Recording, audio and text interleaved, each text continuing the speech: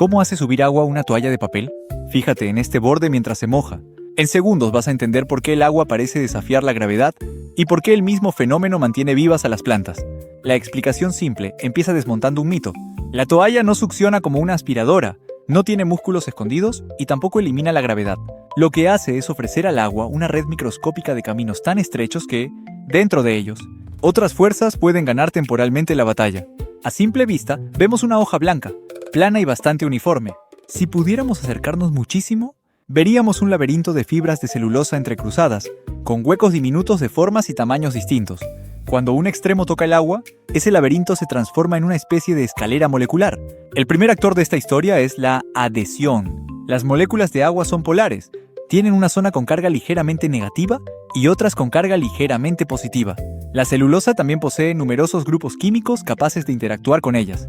En términos simples, el agua encuentra la superficie de las fibras atractiva y se pega a ella mediante interacciones en las que participan los enlaces de hidrógeno. No es un pegamento permanente. Las moléculas se unen, se separan y vuelven a unirse continuamente, pero, sumadas por millones, esas pequeñas atracciones consiguen que el líquido avance por los bordes de cada fibra.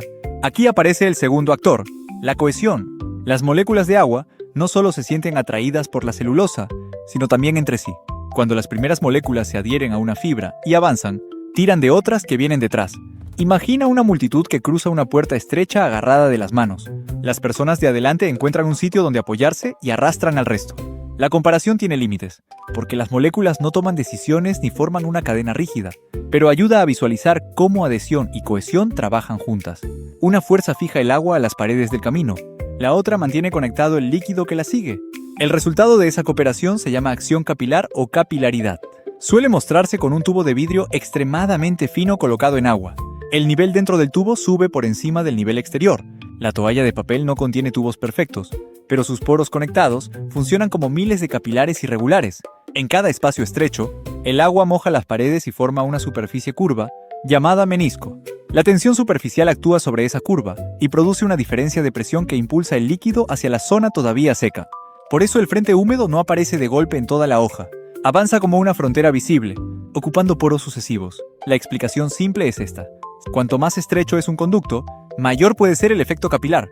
En física, la relación se describe con principios como la ley de Joule. La altura alcanzada aumenta cuando disminuye el radio del tubo, siempre que el líquido moje su superficie. No hace falta resolver la ecuación para captar la idea. En un vaso ancho, las fuerzas que actúan en el borde apenas cambian el nivel general.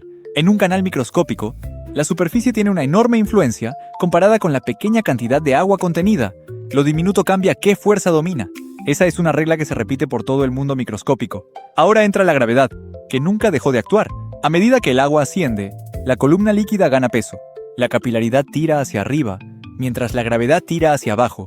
El ascenso se ralentiza hasta llegar a un equilibrio aproximado, o hasta que la estructura de la toalla, la evaporación y la disponibilidad de agua alteran el proceso.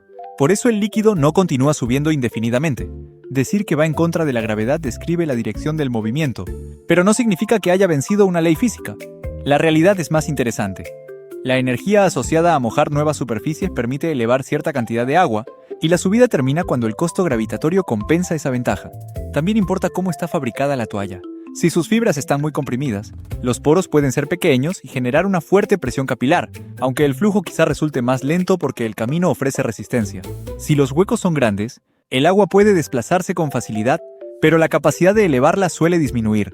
Además, las fibras se hinchan al humedecerse y cambian el laberinto mientras el agua lo recorre. Por eso dos papeles que absorben la misma cantidad no necesariamente lo hacen a la misma velocidad.